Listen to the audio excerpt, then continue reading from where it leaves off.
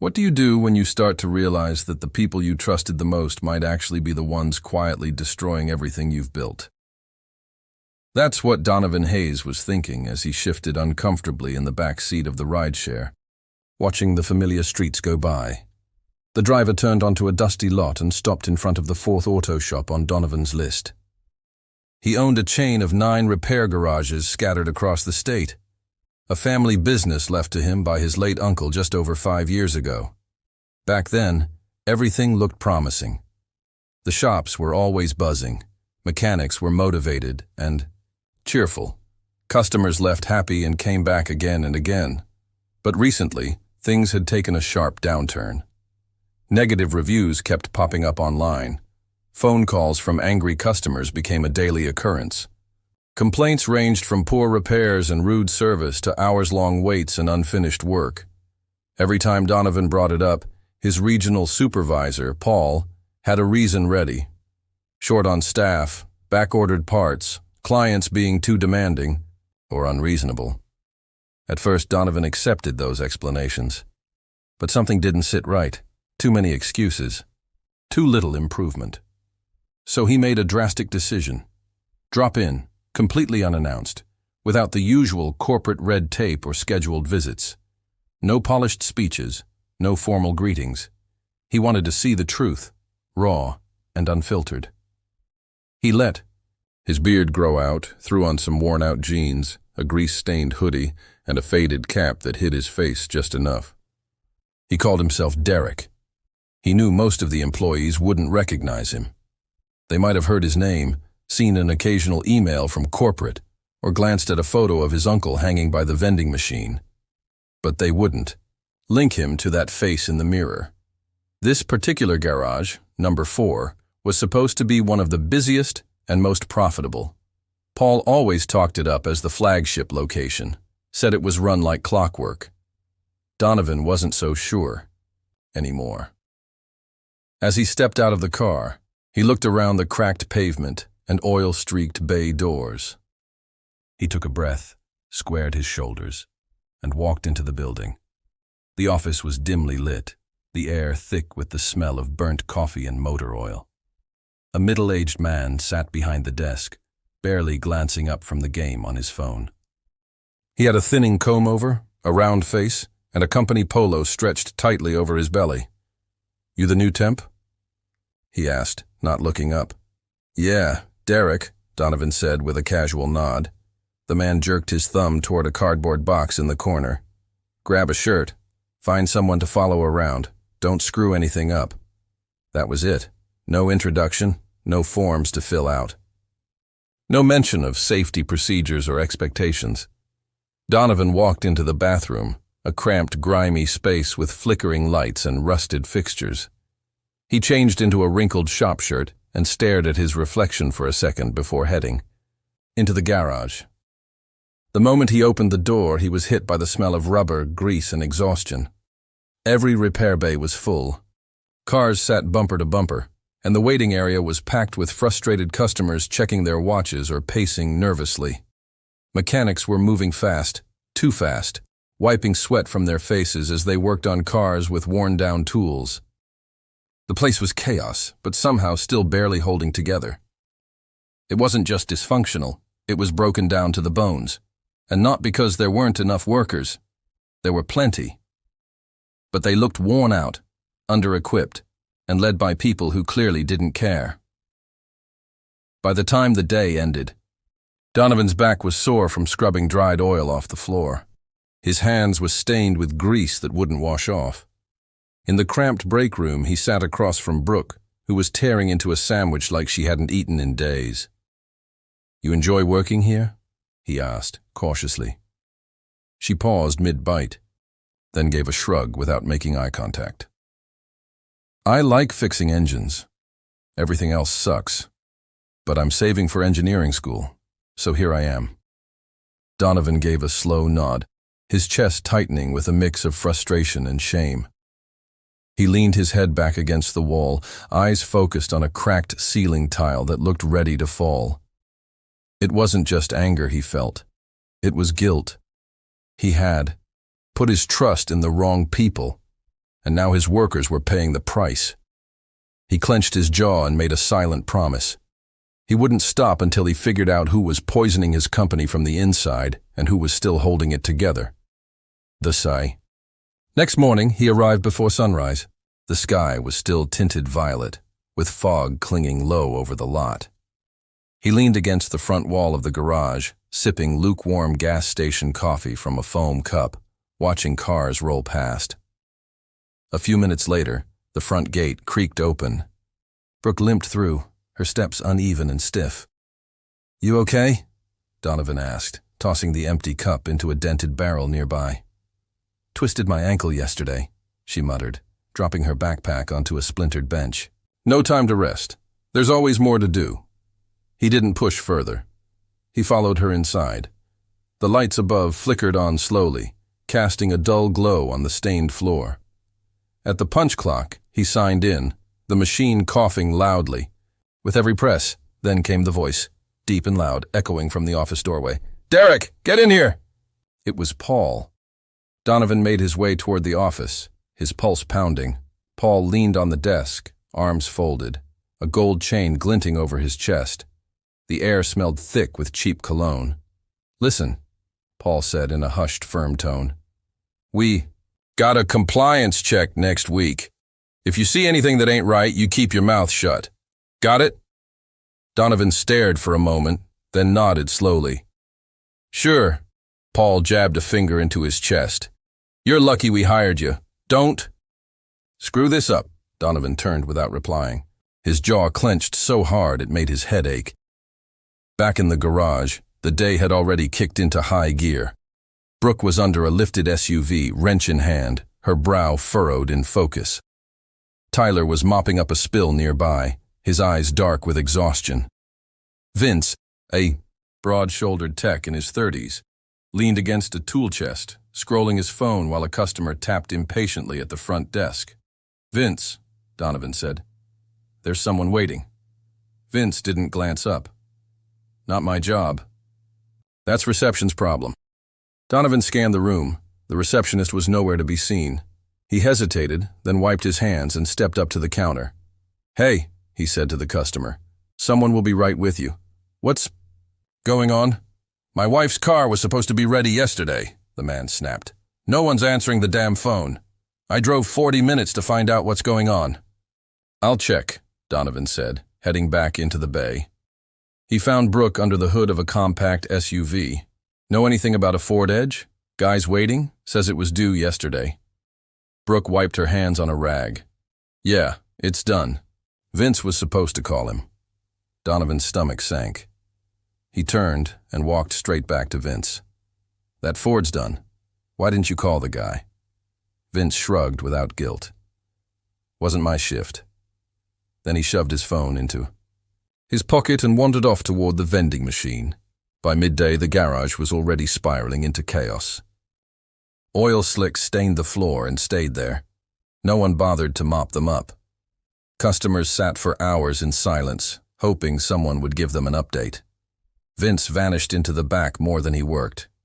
When he wasn't leaning on walls, he was nowhere to be found. At one point, Tyler fumbled a brake caliper, his hands trembling from sheer hunger. He whispered to Donovan that he hadn't eaten all day. No time for breakfast, no chance for lunch. Brooke kept pushing through, her limp now pronounced, her face pale under the harsh lights. Not once did she stop or sit. Donovan caught her near the supply closet, leaning on the wall, breathing like she'd just run a mile. "You need to rest," he said gently. "I can't," she said hoarsely. "If I slow down, they cut my hours. I can't afford that." Donovan's fists clenched by his sides. He wanted to scream, but he stayed quiet. For now. Then it happened. Mid-afternoon. A woman in her 60s walked in with a beat-up family van, asking for a simple tire rotation. She sat in the corner patiently. 2 hours passed. When she finally walked up to Paul, who was standing near the office pretending to sort through paperwork, she asked softly if someone could at least take a look at her car. Paul gave her a quick glance, then rolled his eyes dramatically. He spoke loud enough for the whole garage to hear. Maybe if you didn't drive that junk heap, you wouldn't have to bring it in every week. The woman's face folded. She turned without a word and headed for the door, her eyes down, her pace fast. Donovan felt the blood rush from his face. He stepped forward, voice calm but firm. That's not how we treat people. Paul turned to him slowly, his grin sour and smug. You got a problem, Derek? Yeah, Donovan said, pulling off the grimy shirt and letting it fall to the floor. I've got a big one. The entire shop froze. Wrenches dropped. A phone slipped out of someone's hand. A compressor went silent. I'm Donovan Hayes, he said, his voice echoing in the stillness. I own this business. Brooks' tool hit the floor with a loud clatter. Tyler stood frozen. Vince nearly choked on the candy bar he'd just opened. Paul's face shifted from red to pale and then back to furious. You're full of it, he snapped. Donovan calmly pulled out his wallet, flipped it open to show his ID, and held it up for everyone to see.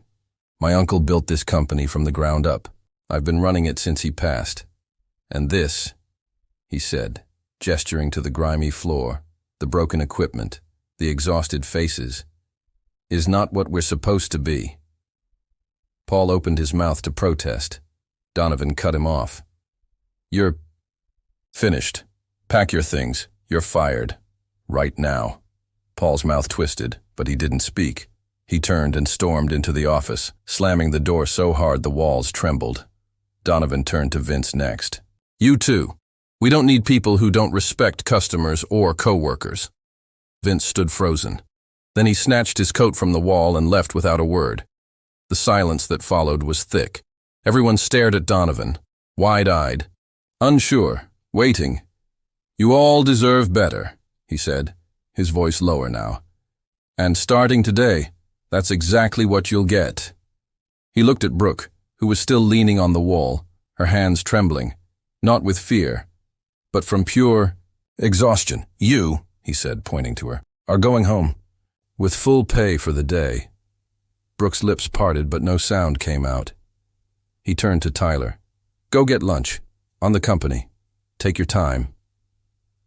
Tyler blinked quickly, then wiped away a tear with the sleeve of his coveralls.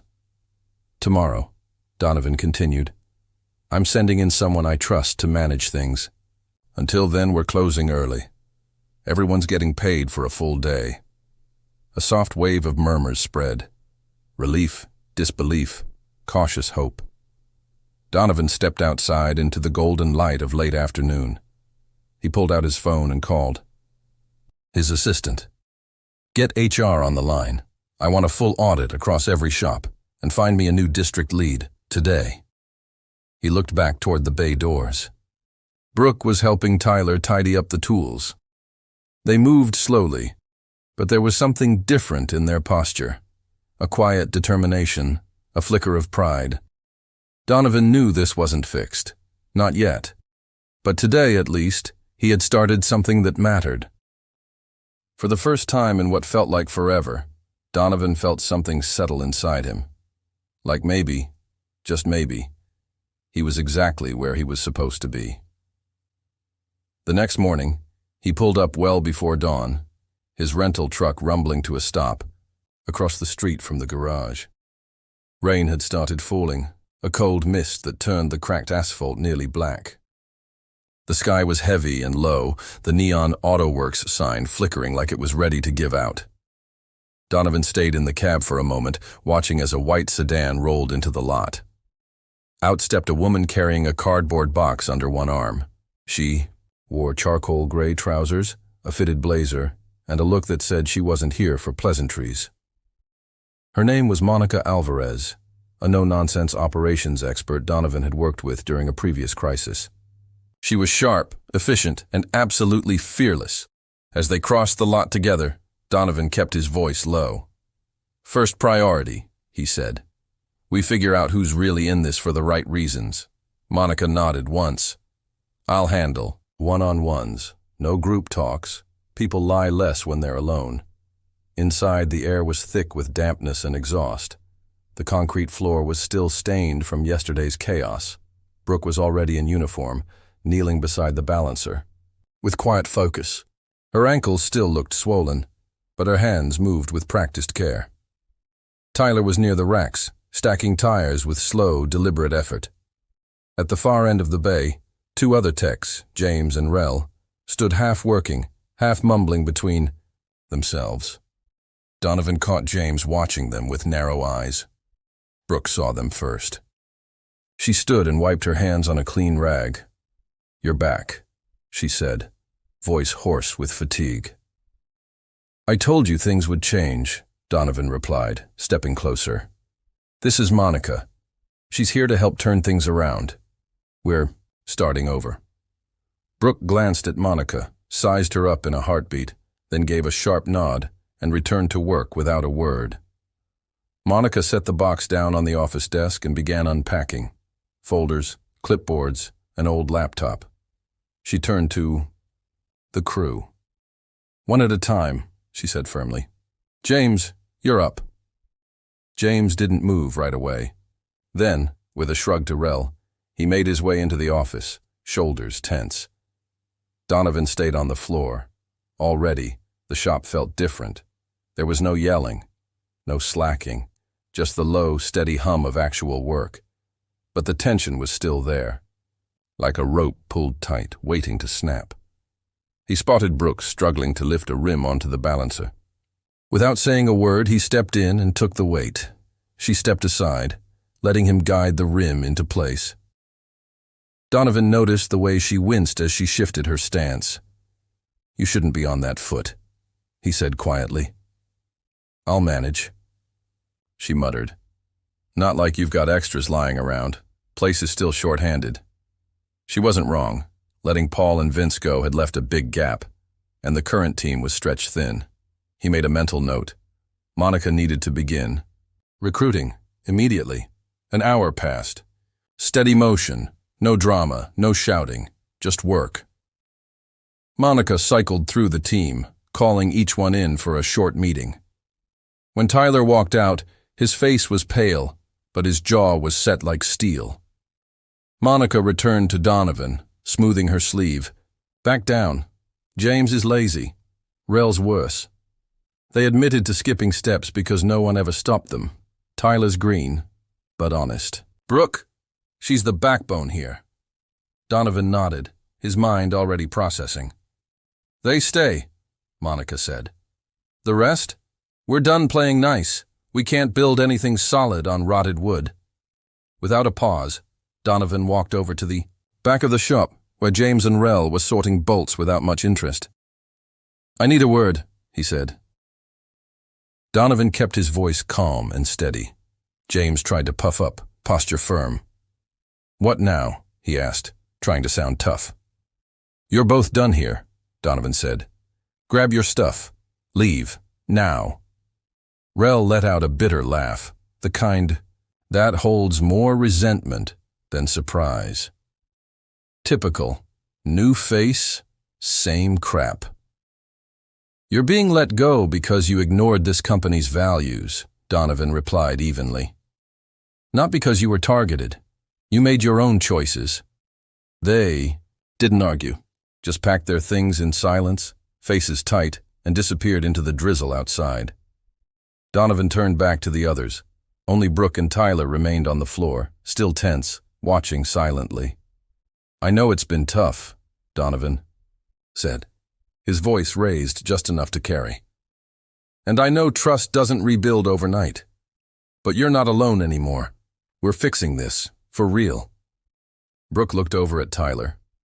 They exchanged a glance. Then she gave a small nod. Monica motioned him into the office.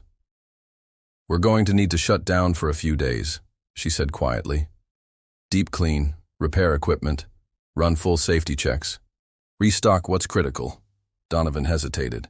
Closing meant no income, but staying open like this? Worse.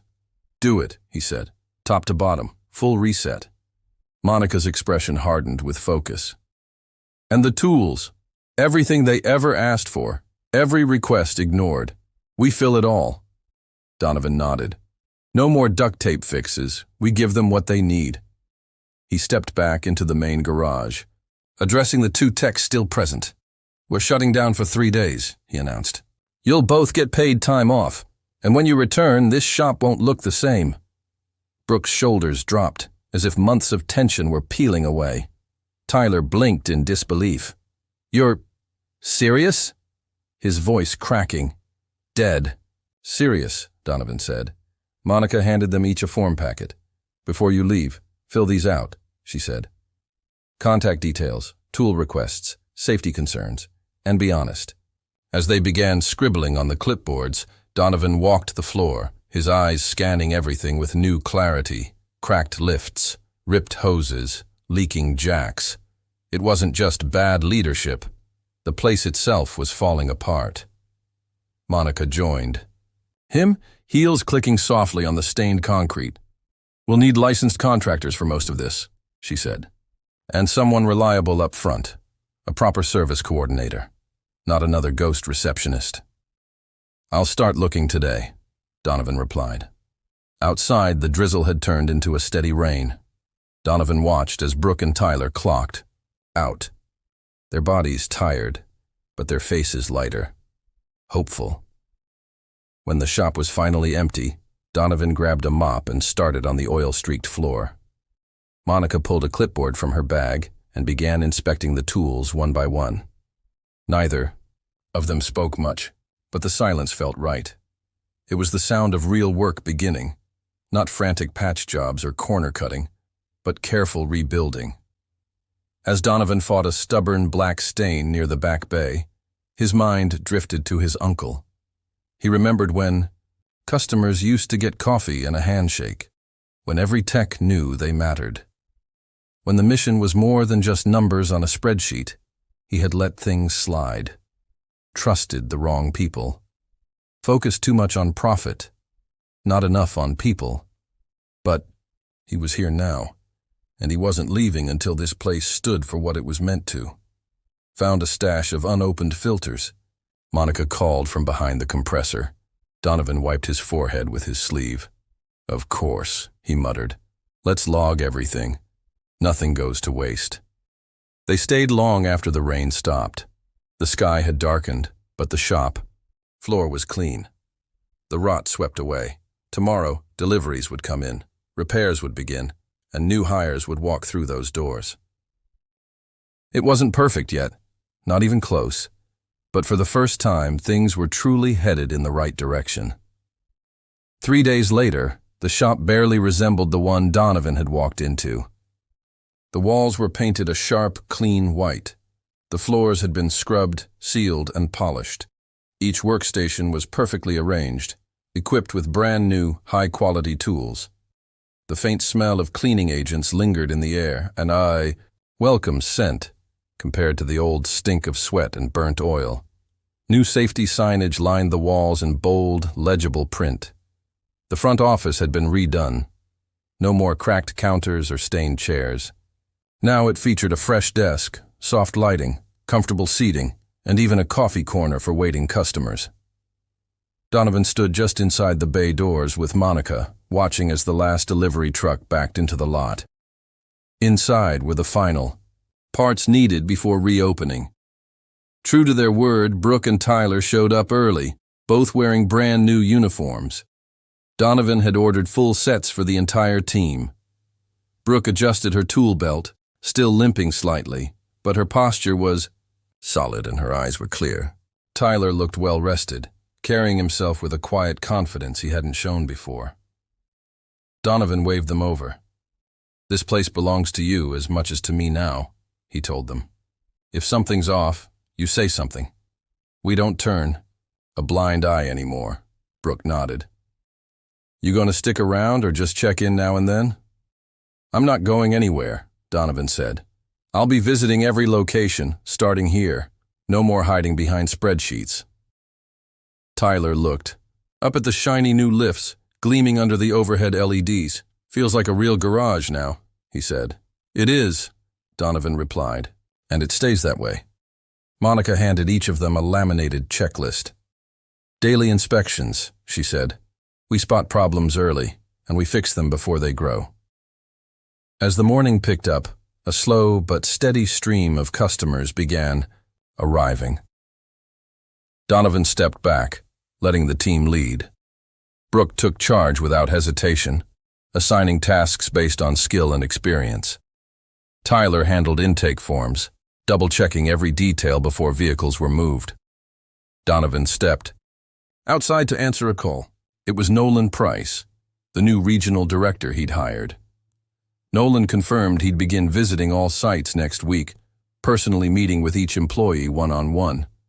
As Donovan ended the call, he noticed an older man approaching. His coat was soaked through from the rain, and he clutched a ring of keys in one hand. Donovan opened the door. "Come in, sir," he said with a smile. The man nodded gratefully and stepped inside. Brooke was already at the counter. "Good morning," she said warmly. "What can we do for you today?" "My truck makes a weird sound when I turn," the man said, shivering. Brooke listened carefully, asked a few calm questions, and wrote everything down with care. She never rushed, never dismissed, never once made him feel like a burden. From across the room, Donovan watched it unfold, a quiet sense of pride swelling in his chest. This was what the business was always supposed to be. Not everything went smoothly. A stubborn bolt on a sedan repair caused a delay. Brooke stepped in, explained it clearly to the customer, and arranged a loaner car, free of charge. Tyler accidentally overlapped 2 bookings, but flagged it fast, and Brooke adjusted the schedule, without anyone getting upset. By late afternoon, most of the appointments were cleared. Donovan gathered everyone in the break room, which now had fresh supplies, clean counters, and even a stocked fridge. "You handled the day like pros," he said, "but this is just the beginning." Brooke leaned against the workbench, arms crossed but no longer tense. "What happens next?" she asked. "Next," Donovan said, "we build the team around you. We're hiring 2 new techs and a full-time service coordinator. Until then, we keep it lean. Quality first, not quantity." Tyler fidgeted slightly, tapping his fingers on his knee. "And the other locations?" he asked. "They're getting the same reset," Donovan replied. "No shortcuts, no excuses." Monica stepped forward and placed a thick binder on the table. "This is the new employee guide," she said. "It outlines expectations, rights, safety, and procedures. You'll get a full walkthrough next week." Brooke opened it, flipping to a random page. "Sick leave?" she said aloud, eyebrows raised. "Actual sick leave," Donovan confirmed. "If you're hurt or ill, you stay home, you rest, and you don't get penalized for it." Tyler looked up, stunned. "And tool allowances?" "Annual budget. Company funded," Donovan said. "No more duct-taped fixes. No more out-of-pocket replacements." A quiet fell over the room, not awkward, just thoughtful. Brooke closed the binder with a soft thump. "This feels like a real company now," she said. "It is," Donovan replied. He wasn't plugging holes anymore. He was rebuilding from the ground up. That evening, after the last car had left and the shutters were pulled down, Donovan stayed behind with Monica to go through the first round of customer feedback. Every form praised the shop: cleanliness, service, attention to detail. Several even mentioned Brooke by name. Monica tapped the corner of one paper with her pen. "You've got a leader in her," she said. "I know," Donovan replied with a faint smile. He stepped outside, hands tucked into his jacket, the air cool, against his face. The neon sign above the shop buzzed softly, bright and clean. Across the road, the glow of a diner stretched shadows across the pavement. He stood quietly, thinking about the road that had brought him here, the mistakes, the deception, the people he'd trusted who had let him down. None of it had been simple. None of it ever would be. But somewhere in that storm, he had remembered something essential. A business wasn't its logo, wasn't its revenue sheets. It was built on people and trust. And if you didn't protect that trust, if you let it erode, you lost everything. Brooke stepped outside, rubbing her hands for warmth. "You're not planning to vanish on us again, are you?" she asked. "Not a chance," Donovan said. She smiled, a real smile this time, the first he'd seen from her. "Good," she replied, "because this feels like just the beginning." Donovan looked back at the garage, the bright lights spilling out onto the lot. "Yeah," he said softly, "it is."